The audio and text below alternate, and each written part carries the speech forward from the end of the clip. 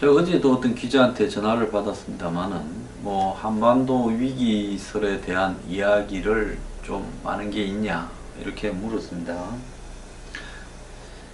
자, 지금 최근 들어서 제가 어제 한두 달이라고 하지 않았습니까? 한반도가 8월 위기설 이야기가 번져가고 있는데요.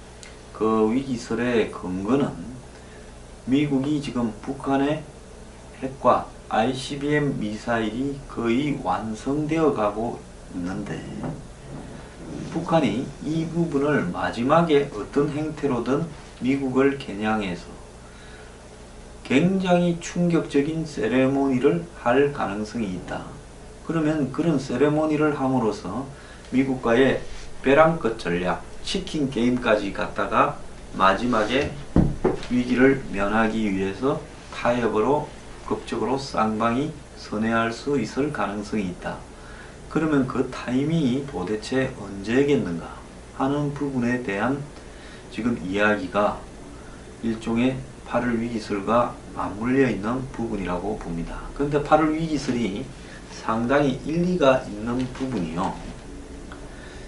자, 중국이 올 10월 달에 전인대를 여는데 시진핑은 이 자리에서 자신을 뒤를 이을 후계자를 정하지 않고 상무위원들을, 즉 중국에는 이 상무위원 몇 명이 중국 전체를 나누어 맡아서 끌고 가는 일종의 과도체제 아닙니까? 이 상무위원들을 자기가 다루기 쉬운 똘마니로 다 바꿔버릴 가능성이 매우 높아지고 있는 겁니다. 이건 여기에 대해서는 제가 지난번에 말을 하지 않았습니까? 자, 그렇다면 시진핑은 지금 경제위기가 중국에 걷잡을 수 없이 지금 심해지고 있습니다. 겉으로는 눌러놓고 있지만은 따로 제가 말씀드리겠지만은 중국의 경제위기는 매우 심각한 상황인데 시진핑은 여기에 대해서 이 모든 걸 덮어버리고 한마디로 중국의 평창주의적인 미국과의 대립, 여기에는 김정은이 일정하게 조성하고 있는 핵과 미사일 위기가 중국인들의 시각을 미국과의 대립으로 집중시켜버리는 효과도 시진핑한테 있습니다.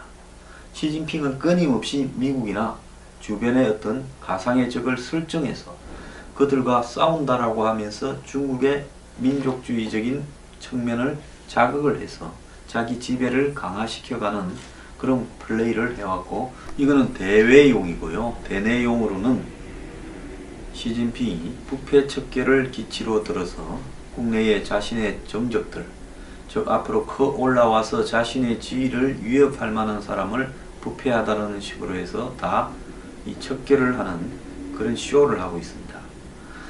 그러면 중국의 이 전인대가 10월이면 딱 김정은이 8월쯤에 한번 사고를 치면 중국도 좋고 김정은도 좋은 일이 벌어질 수 있겠죠.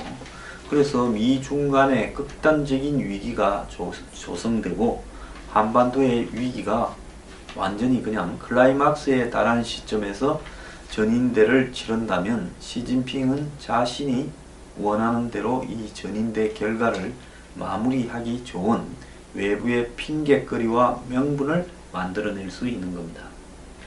자, 미국 특수작전을 총괄하는 레이먼드 토마스 이 통합특수전 사령관은 김정은이 핵과 핵탄두 운반수단, 즉 ICBM 개발을 지속하는 상황에서 대북 군사적 옵션이 없다는 주장에 반대한다고 이야기를 했습니다. 지금 이 콜로라도 에스펀에서 열리는 안보 세미나에서 참석을 해가지고 폭스뉴스와 인터뷰에서 이 말을 했다는데요. 어제요. 북한의 핵미사일 위협이 레드라인을 넘었을 경우 군사적 대응을 아예 안 한다고, 배제한다고 생각하지 마라는 미국의 방침을 재확인을 했다는 겁니다. 그는 항상 군사적 옵션은 존재하고 있다. 이러면서 미국인이 매년 670조 가량의 국방 예산을 지불을 하는데 군사적 옵션이 없었어야 되겠느냐. 김정은이 미사일에 싣고자 하는 핵탄두가 히로시마 원폭에 수준에 그친다는 이야기가 나한테는 위안이 되지 않는다면서 김정은과 그를 옹호하는 체제와 핵 프로그램은 뗄래야 뗄 수 없는 문제가 있다라고 이야기를 하면서 우리는 뭐 이라크에서 시리아에서 IS에서 알카에다 작전 등에서 극단적인 폭력주의를 제거하기 위한 군사작전을 해왔다고 이야기를 하면서 북한에 대한 군사적 조치가 실행될 경우 그 역할은 미 특수부대가 주도할 거라고 이야기를 했다고 합니다.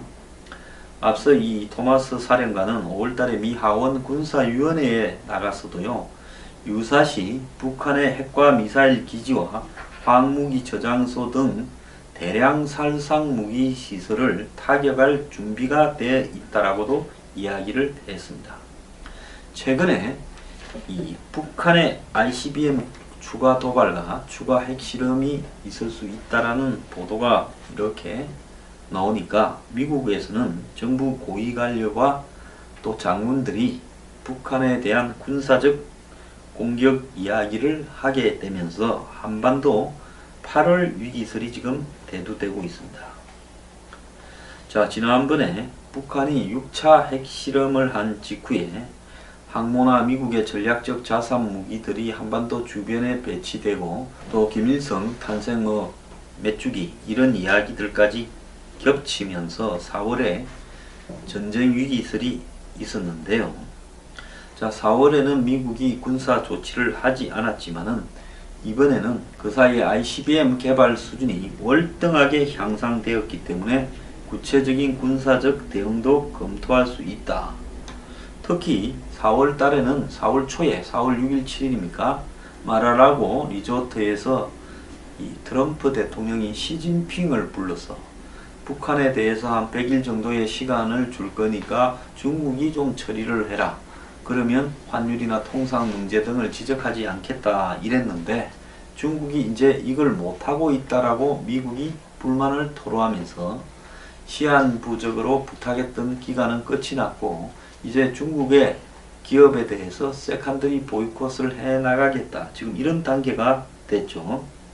그래서 트럼프로는 대화를 해보려고 했지만은 그 이후에 더욱더 심각한 도발을 했다라는 측면에서 군사 공격이라는 가능성을 선택할 부분도 지금 열어놓은 부분입니다. 조지퍼 덤퍼더 미 합참의장이 22일날 대북 군사 공격이 불가능하지 않다라고 말하는 것도 같은 맥락이고요. 8월달에 한미 간에 얼지 프리덤 가디언이라는 연합 군사 훈련이 지금 실시되는데 이때 이 한반도는 긴장이 극단적으로 고조되지 않을까 생각합니다. 트럼프는 어제 6.25 정전협정을 맺은 날 공산주의를 막은 한국전 참전 용사를 잊지 않을 것이라면서 정전협정의 날을 선포를 했습니다. 북한은 어제 하루 종일 미사일을 쏠까 한미 당국이 긴장을 했고 어제가 우리 측이 제안한 군사회담의 마지막 날짜였지만은 대답이 없었습니다. 대신에 25일 심포에서 SLBM 사출 실험을 했다는 겁니다. 즉 SLBM 미사일 잠수함 발사 탄도 미사일의 엔진, 로켓 엔진 실험을 또 한 걸로 보이는데요. 이번에는 잠수함 발사 탄도 미사일로 뭔가를 또 보여주려고 하는 것 같습니다. 북한이 어제는 아니었지만 어제 북한에 비가 내렸대요. 미사일 발사장 근처에요. 그럼 비 내리면 미사일을 쏘면 실패할 확률이 확실히 높아지죠. 아마 조만간에 쏠 거라고 보고 있습니다. 자, 그런데 얼마 전에 국방부가 성주, 김천 주민들을 불러서 사드 레이더 전자파를 측정해보자 하니까 그 반대 단체에서 거부를 했습니다. 전자파 유해성을 주장해서 사드 참여하던 사람들이 측정을 하자니까 반대하고 나오지 않았고 측정을 아예 해서는 안 된다고 말을 했고 국방부는 또 그 사람들의 의견을 존중해서 일방적으로라도 측정을 하지 않았습니다. 이제 이들이 바꾸는 이야기는 환경 문제 때문이 아니라 전쟁 무기의 반대한다라고 했는데요. 지난 25일에도 이 성주 소성리 마을회관 앞에 이제 방학을 맞이해서 내려온 학생들까지 포함해서 6에서 한 800명이 사드 비판하고 사드 모형을 부수는 이 쇼를 했다고 합니다. 자, 이 사드가 배치된 이 골프장 달마산이라고 부르는 산인데 거기로부터 8.3km 떨어진 김천 혁신도시에 상공 1.4km 위에 이 레이더 전자파가 지나는데요. 좀 더 가까운 이 김천 쪽에는 그 농소면이나 남면에는 머리 위에 1.1km 위를 지난다고 합니다. 지난번에 이 산 위에 있는 사드 레이더가 아니라 괌은 이 땅 위에 평지 위에 있지 않습니까?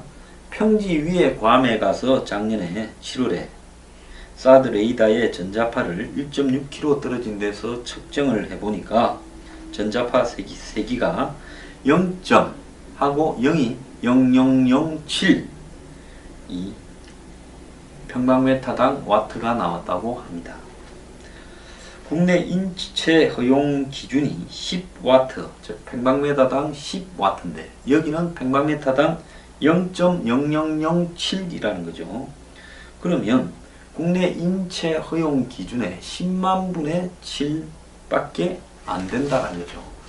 완전히 유해한 게 없다라는 건데,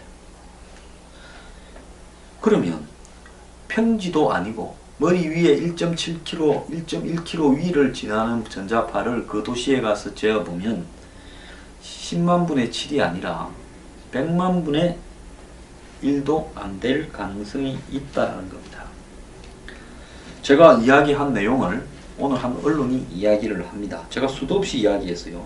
김천 혁신도시의 경우에는 사드 레이더의 전자파 영향보다 도심 곳곳에 설치된 휴대전화 중계기의 전자파가 훨씬 강한 것으로 알고 있다.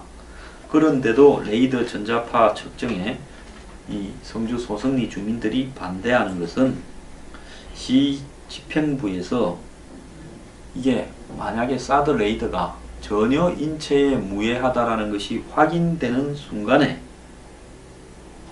자신들은 집회를 할 명분이 없으니까 계속 사드를 반대하려고 이걸 주장해 왔는데 이게 이제 명분이 없어지면 자신들이 데모할 이유가 없어지니까 이렇게 한다는 겁니다.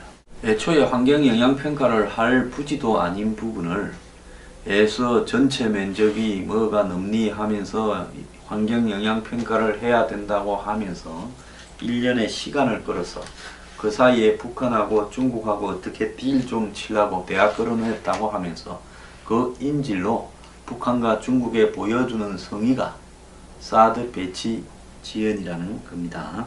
전략 환경영향평가나 일반 환경영향평가의 핵심적인 항목은 지역 주민의 여론을 수용하는 건데 지역 주민의 여론이 수용되겠습니까? 지역 주민들이 지금 빨갛게 물들어 있는데요. 그 자체가 불가능하기 때문에 아예 이 환경영향평가가 결국 시간을 끌자라는 정부의 의도와 주민의 의도가 지금 맞아떨어진다는 겁니다. 그런데 이 환경영향평가 대상이 아니라고 제가 몇 번은 이야기했는데 그 이유는요. 환경부가 정한 환경영향평가법 시행령은 가축 분뇨관리, 대기 환경과 수질오염, 수생태계 보전, 폐기물 관리, 전자파 방해 문제, 국토개발, 오염물질 배출 대상 등을 환경영향평가 대상으로 하는데 애초에 제가 이야기하지 않았습니까? 골프장으로 되었을 때보다 사드 부대가 훨씬 오염이 덜 할 건데 무슨 놈의 이런 거를 하냐라는 거죠. 그런데 골프장보다 사드 부대가 이 수질이나 기타 오염을 발생시키는 부분이 훨씬 약하고 있는 사람도 200~300명밖에 안 되는데 이미 골프장을 조성을 할 때 환경영향평가를 받아서 했는데 골프장 운영보다 훨씬 덜 환경오염물질을 배출할, 즉 골프장이 10이라 100이라고 하면 이 사드 부대는 한 20 아니면 30도 되지 않는데 이거를 또 다시 한다? 말이 안 되는 겁니다. 자, 이들은 이런 말까지 한답니다. 북한 미사일은 3, 4분이면 날아오는데 이 사드로 미사일을 막으려면 30분이나 걸린다라고 거짓 이야기를 하고 있습니다. 대한민국은요, 전부가 박사입니다. 이 솔직히 국민들이요, 국민성하고도 관계가 있어요. 조금 눈꼽만큼 알면 그것이 지식인 양 떠들어대고 자기가 생각하는 논리에 갖다 붙입니다. 자, 실제 사드는 북한이 한국으로 미사일을 발사한 뒤 레이더에 잡히면 20초 만에 바로 쏠 수 있다는 겁니다. 사드의 요격 확률은 85%가 넘고요. 북한이 탄도미사일 한 발에 두 발의 사드 미사일을 발사하면 요격률이 98%까지 올라간다는 겁니다. 그래서 성주를 중심으로 200km 안에 떨어지는 북한의 미사일은 대부분 다 요격이 가능을 하다고 보고요. 그래서 북한에서 남으로 쏘는 이 미사일 중에 사정거리 안에는 요격이 다 거의 100% 가능하다고 군 관계자들은 이야기를 하고 있습니다. 북한이 SLBM도 지금 어려워진 게요. 우리 등 뒤로와가 뒤에서 쏘지 않는 한 북한이 잠수함에서 발사했더라도 날아오는 과정에 포착이 되어서 다 요격이 되기 때문에 북한의 잠수함 발사 이런 수단도 상당히 사드에 의해서 이렇게 억제가 되고 남쪽으로 내려와 가지고 뒤에서 쏠라면 오는 과정에서 또 탐지될 수도 있다는 겁니다. 그렇기 때문에 만약에 사드가 2개가 있다면 3개가 있다면 수도권도 지키고 등 뒤에도 지켜서 완벽한 방어 수단이 될 수도 있습니다.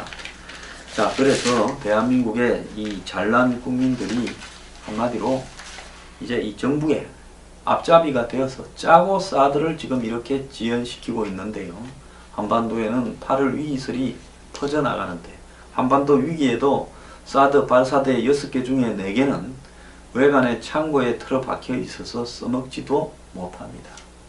막 들어온 뉴스에 따르면요, 결국 정부가 성주 사드 기지에서 진행해온 소규모 환경영향평가 대신에 일반 환경영향평가를 하기로 공식 결정을 했다고 합니다. 일반 환경영향평가 대상 부지는 당초 미군 측에 공유하기로 한 전체 부지로 정해졌고 환경영향평가 결과에 따라 사드 발사대 4기를 포함한 나머지도 기지에 배치하기로 했다. 그러면 환경영향평가가 끝날 때까지 배치할 수 없다라고 이야기를 했고요. 자, 국방부는 이 쪼다 군발입니다. 저는 대한민국 국방부를 별로 존경하지 않습니다. 사드 체계 최종 배치 여부는 당초 미척에 공여하기로 한 성주 기지 전체에 대해서 국내법에 따라 일반 환경영향평가를 실시하는 그 결과를 반영하여 결정할 거라고 이렇게 발표를 했습니다. 그래서 국방부는 기 배치된 장비의 임시 운영을 위한 보안공사, 이에 필요한 연료 공급, 주둔 장병을 위한 편의시설 공사는 허용하겠다, 이렇게 말을 하면서 인심 크게 쓰는 것 같습니다. 주한미군과 이 부분에 대해서 협의를 하겠다고 이야기를 하고 있습니다. 그래서 일반 환경영향평가는 정상대로면 1년 이상 걸리고 이번에 이 결정은 국방부, 환경부, 외교부 등이 참가한 범정부 TF에서 결정한 결과라고 이야기를 하고 있습니다. 그러면서 주민들과 더불어서 레이더 전자파 안전성 검증과 공청회도 해 가겠다고 이야기를 하고 있고요. 자, 그래서 국방부에서 이제 환경영향평가 협의 요청이 들어오면 환경부도 나서겠다 하고 있습니다. 자, 이거 갖고 또 애미기면서 시간 끌면서 미국하고 중국하고 이 쿵따리 뭘 하려고 하는 모양인데 잘 해보라고 하십시오. 아마 연말까지 어떻게 한다고 또 미국 측에 얼렁뚱땅 거짓말을 하든지 둘러대 놨을 겁니다. 우리가 이거 안 하는 척 할 수 없다. 그래야 해야 하는 척 해야 우리가 편하다. 당신도 편하고. 그 공식적으로는 이걸 한다고 이야기하되 연말까지는 어째 좀 되도록 해줄게. 지난번에 틀림없이 그렇게 했을 거예요. 그래 놓고는 또 이렇게 씩 밀고 가면서요. 미국 반응을 보면서 경우에 따라서는 또 FTA 등에 이거 갖고 또 한번 수술해 보기도 하고, 북한이 연말까지 말 잘 안 들으면 또 시간을 연장해서 더 걸린다. 몇 달만 더 참아라. 요러면서 끌고 가려다가 한번 벼락을 맞을 겁니다. 한반도 위기 때요. 사드는 날아가는 게 몇 개 없을 겁니다.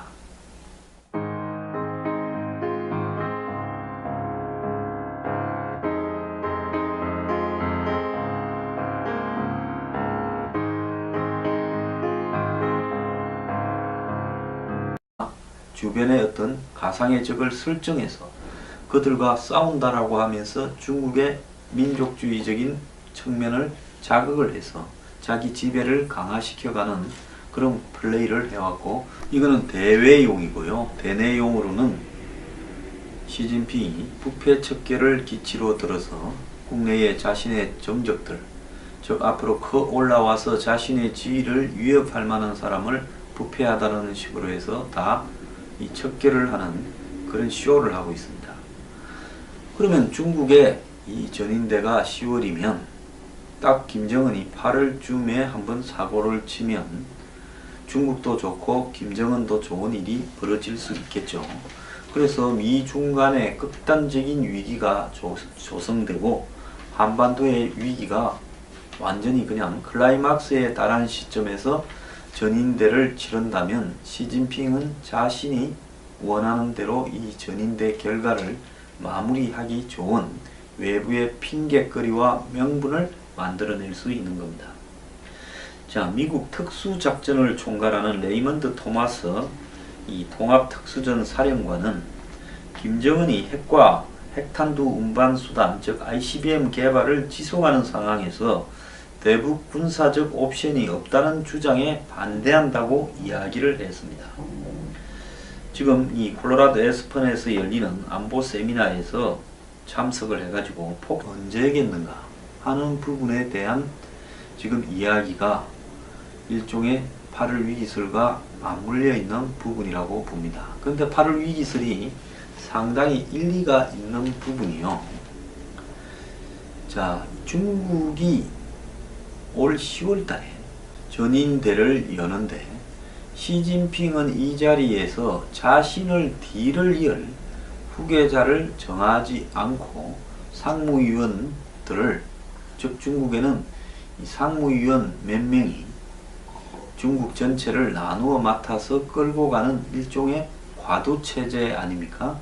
이 상무위원들을 자기가 다루기 쉬운 똘마니로 다 바꿔버릴 가능성이 매우 높아지고 있는 겁니다. 이건 여기에 대해서는 제가 지난번에 말을 하지 않았습니까? 자, 그렇다면 시진핑은 지금 경제 위기가 중국에 걷잡을 수 없이 지금 심해지고 있습니다. 겉으로는 눌러놓고 있지만은 따로 제가 말씀드리겠지만은 중국의 경제 위기는 매우 심각한 상황인데 시진핑은 여기에 대해서 이 모든 걸 덮어버리고 한마디로 중국의 평창주의적인 미국과의 대립, 여기에는 김정은이 일정하게 조성하고 있는 핵과 미사일 위기가 중국인들의 시각을 미국과의 대립으로 집중시켜버리는 효과도 시진핑한테 있습니다. 시진핑은 끊임없이 미국이나 이 북한의 ICBM 추가 도발과 추가 핵실험이 있을 수 있다라는 보도가 이렇게 나오니까 미국에서는 정부 고위관료와 또 장군들이 북한에 대한 군사적 공격 이야기를 하게 되면서 한반도 8월 위기설이 지금 대두되고 있습니다. 자, 지난번에 북한이 6차 핵실험을 한 직후에 항모나 미국의 전략적 자산 무기들이 한반도 주변에 배치되고 또 김일성 탄생 몇 주기 이런 이야기들까지 겹치면서 4월에 전쟁 위기설이 있었는데요. 자, 4월에는 미국이 군사 조치를 하지 않았지만은 이번에는 그 사이에 ICBM 개발 수준이 월등하게 향상되었기 때문에 구체적인 군사적 대응도 검토할 수 있다. 특히 4월 달에는 4월 초에 4월 6일 7일입니까? 마라라고 리조트에서 이 트럼프 대통령이 시진핑을 불러서 북한에 대해서 한 100일 정도의 시간을 줄 거니까 중국이 좀 처리를 해라. 그러면 환율이나 통상 문제 등을 지적하지 않겠다 이랬는데 중국이 이제 이걸 못하고 있다라고 미국이 불만을 토로하면서 시한부적으로 부탁했던 기간은 끝이 났고 이제 중국의 기업에 대해서 세컨더리 보이콧을 해나가겠다. 지금 이런 단계가 됐죠. 그래서 트럼프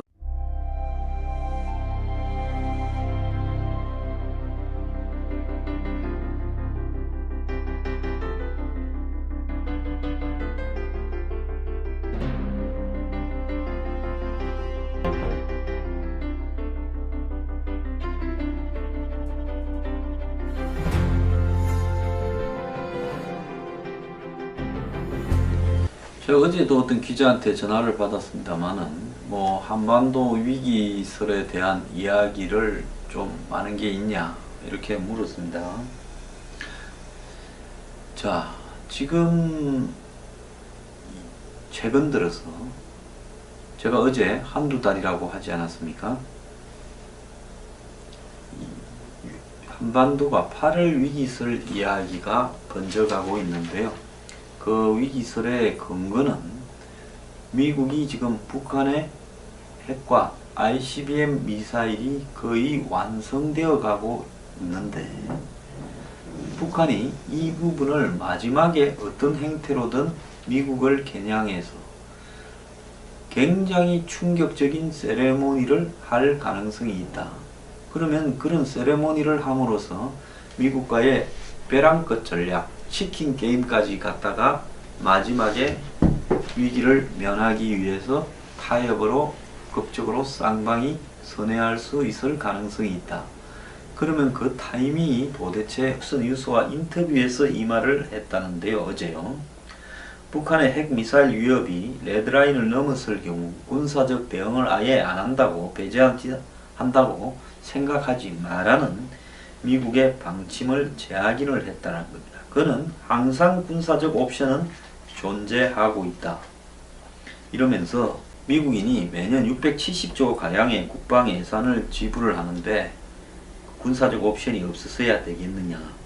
김정은이 미사일에 싣고자 하는 핵탄두가 히로시마 원폭의 수준에 그친다는 이야기가 나한테는 위안이 되지 않는다면서 김정은과 그를 옹이하는 체제와 핵 프로그램은 뗄래야 뗄 수 없는 문제가 있다라고 이야기를 하면서 우리는 뭐 이라크에서 시리아에서 IS에서 알카에다 작전 등에서 극단적인 폭력주의를 제거하기 위한 군사작전을 해왔다고 이야기를 하면서 북한에 대한 군사적 조치가 실행될 경우 그 역할은 미 특수부대가 주도할 거라고 이야기를 했다고 합니다.